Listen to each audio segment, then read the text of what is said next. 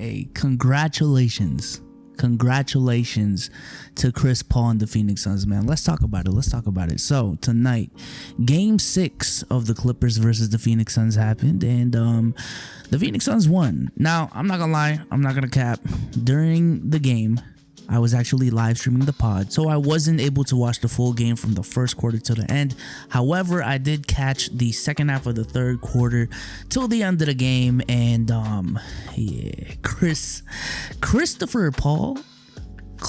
Paul is a bad man. I ain't gonna lie. And I made this video a couple months ago, but even before this season, before the successful season he had with the Phoenix Suns, where they were on pace to win like 58 games, Chris Paul already had the case for being the most talented point guard in NBA history. But this performance right here, the only thing that's ever been holding back Chris Paul are the legacy aspects of his career, the finals appearances, the MVPs, DPOYs, if you even want to bring that up, and championships.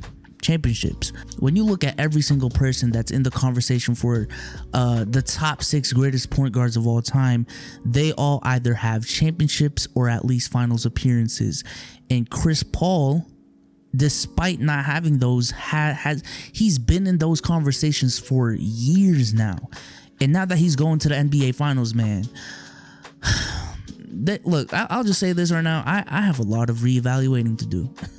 I have a lot of reevaluating to do after these playoffs, from an all-time rankings perspective, from a current rankings perspective. This NBA season changed a lot for me. It changed a lot, but that's neither here or there. I want to congratulate the Phoenix Suns. Phenomenal season. And yes, the star of the night is Chris Paul, but I do want to give credit to the Devin Bookers of the world, the DeAndre Aytons, the Cameron Paynes, the Cam Johnsons, because this team, it is the Phoenix Suns that made it to the finals, and it's not just Chris Paul. Chris Paul is arguably the biggest part, but this whole team is a well-rounded team. It is a very well-coached squad. Shout out to Monty Williams. They deserved it. They deserved it. And the crazy thing is, me saying they deserved it has been a crazy statement lately, because I haven't really talked about it on the channel recently, but injuries have been a big discussion in the NBA community, because there's been so many of them. There have been so many injuries this year. It's insane. And I might as well talk about it, man. Let's talk about these injuries. The thing about these injuries, man, I come from the belief that almost every single season, has been affected by injuries in a major way. Like, there's always been a major injury that could have changed who the NBA champion is at the end of the year, whether that be Derrick Rose tearing his ACL in the 2012 finals, and how that not only affected that playoff run, but playoff runs from years to come, whether that be Kevin Durant getting injured in the 2019 NBA Finals. There's so many examples in NBA history we can point to of not only just all-stars, but pivotal players on major teams missing in the playoffs due to injury. However, when you look at this year, man, and I'm not a big Aster guy. I'm not. Despite all the Mickey memes, the bubble ring, the bubble championship, I still count the ring for the Los Angeles Lakers. And maybe asterisk is the wrong word. Maybe it is. Maybe I'm wrong. But all I'll say is, when it comes to the injuries this year, this is not a normal thing. And if there was one year to put an asterisk on, it would be this one. But again, the term asterisk to me is, if the Phoenix Suns win the championship, if any of these teams win the championship, I'm not just gonna write it off, all of their hard work just written off, just because of the injuries of other teams. I'm not gonna do that. However, I do think it's important to realize that this is an anomaly of a season when it comes to injuries. That's just facts. So when we contextualize certain accomplishments that happen in this playoff run, just keep that in mind. I don't think there's any problem with that. Just keep that in mind. 5 minutes before recording this video, I was just downstairs watching the game, and when Chris Paul had that interview with Rachel Nichols, just seeing how emotional Chris Paul was, it put a really big smile on my face, because you could just see how how happy he was in that moment, man. Dude's been in the league for so long. He's been viewed as a legend for so long. And for him to finally even get the chance, a real chance to compete for the championship and be a champion by the end of the year, I'm very happy for him. And it's just wild because I never thought it would be in Phoenix, the Phoenix Suns, where he would get this opportunity. It wasn't with the Clippers when he teamed up with, you know, at the time, a guy who was destined to be a superstar in the league in Blake Griffin, along with DeAndre Jordan, Doc Rivers, and that crew. It wasn't in Houston when he was playing with the, you know, current MVP of the league and James Harden, putting up historical numbers with a revolutionary offense with Mike D'Antoni at the helm and Daryl Morey at the front office. It wasn't in that stint. It was with the Phoenix Suns, with Monty Williams, a coach that he had while he was playing for the New Orleans Hornets, with a 22-year-old DeAndre Ayton and a 24-year-old Devin Booker as a second and third best player.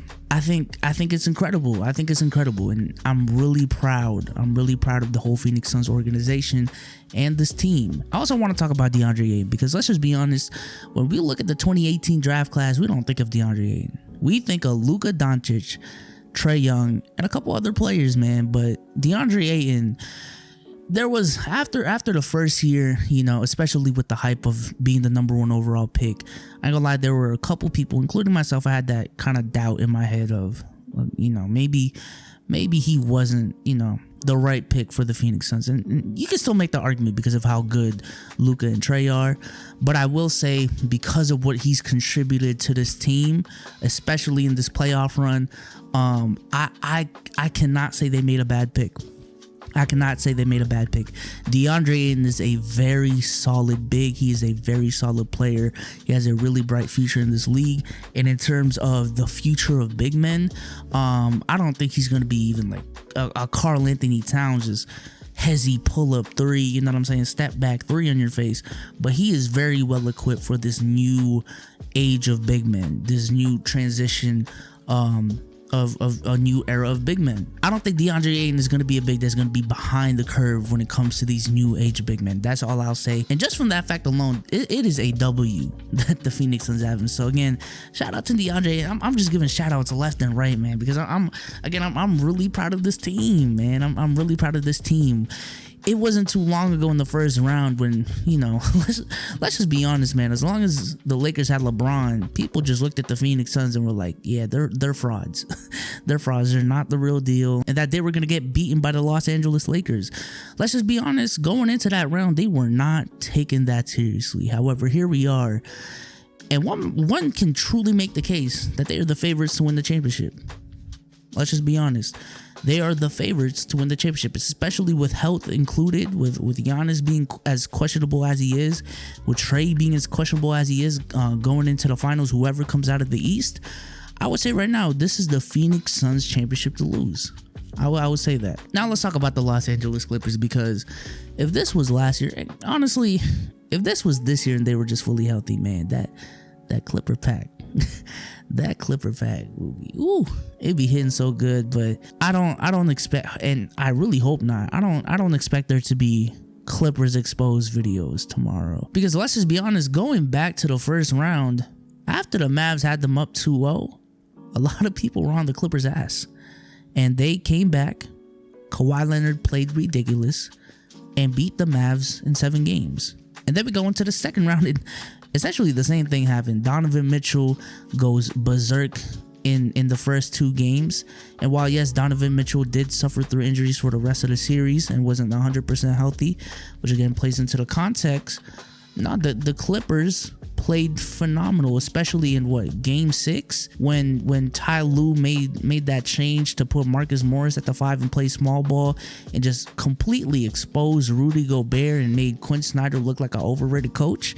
That was a phenomenal performance. Terrence Mann went stupid. And then here we are in the Western Conference Finals against the Phoenix Suns, and I don't know why I'm having a brain fart right now, but for a majority of the series, if not all of the series, the LA Clippers did not play with Kawhi Leonard.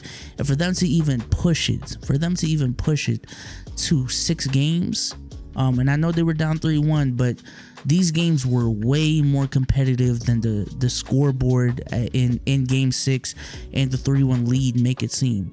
I believe I was watching Through the Wire yesterday, and they made this they said the stat that going into Game 6, the Clippers had more points than the Phoenix Suns, which is a wild stat, even though they were down 3-1 or something along those lines. Shout out to Through the Wire, Kenny and them boys. But the Clippers balled out. Paul George, with all the clowning he's been getting, he's played really good.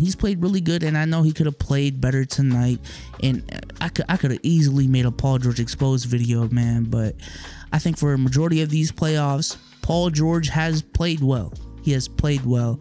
And I don't think it's warranted. I don't think he's played bad enough to warrant a whole exposed video like other years, like, you know, 2019 or 2020. Because this year he didn't make any excuses. He just balled out, did his thing, and let the cards play out. And also Tyronn Lue, man. LeBron fans owe Tyronn Lue an apology. After the 2018 finals, after the 2018 playoffs, Twitter and the whole NBA media had a lot, and I mean a lot of people convinced that Tyronn Lue was the worst coach ever. The worst coach ever. Like, everyone was convinced that Tyronn Lue was at least a bad coach. But even back then, it was weird because in the 2016 finals, people weren't saying that about Tyronn Lue. In the 2017 playoffs, people weren't saying that about Tyronn Lue. But after the 2018 playoffs, with LeBron having to carry that squad and, you know, them not having Kyrie, for some reason, all of the blame was just put on Ty Lue. And y'all owe that man an apology, because this man can coach his ass off. He is one of the best coaches in the league, and this playoff run showed it. The fact that Doc Rivers sat there before the season started and talked about how, oh, it's gonna be the same thing because Ty Lue was on the bench with me. No, he clearly, when Ty Lue took the helm, he made adjustments that Doc Rivers, this playoff run as the coach of the Philadelphia 76ers, could not make. So shout out to Tyronn Lue, bro. Tyronn Lue is a good coach. One might say great coach, and I'm not gonna oppose anyone that thinks that. Also, I just want to draw some quick attention to Patrick Beverley at the end of the game. You know, after, what was it, Game 5, a lot of people were actually like turning towards Patrick Beverley, talking about how I like Patrick Beverley. He's just the heart and soul of the team. Y'all were talking about he put up empty numbers, but look at him now. Like, people are actually starting to like Pat Bev. But no, that's out the gutter after that push he had on Chris Paul. Bro, Chris Paul was cooking y'all team, and Pat Bev couldn't handle the trash talk, so he just, you know, without even any warrant, it's not like he had to warn him, but you just gonna push him without him even, like, that's just, nah. He looked salty because I don't know if y'all remember, but when that whole team formed, you know what I'm saying, super team in LA with Kawhi and Paul George, the Battle of LA, like, specifically Pat Bev was the one really pushing that narrative about, like, the Clippers are here, they came, you know, it's their time, the ticket prices went up. I know y'all remember that video, man. He was really at the forefront of that movement, going to summer league games with Lou Will while LeBron and AD were there, you know what I'm saying, trying to foreshadow the future and shit like that. Pat Bev was, you know, he was doing a lot of that. And for 2 years later to blow a 3-1 lead their first year and just get obliterated by social media, and then this year to get cooked by Chris Paul, former Clipper legend himself, was tough. 2 years into this super team that the Clippers were supposed to have, and the LA Clippers have not made the finals. They have not made the finals. But yeah, man, that's gonna be it for today's video. Go ahead, leave a like on this video, subscribe to the channel if you haven't already. Shout out to the Phoenix Suns, man. But with that being said, I'm out. Peace.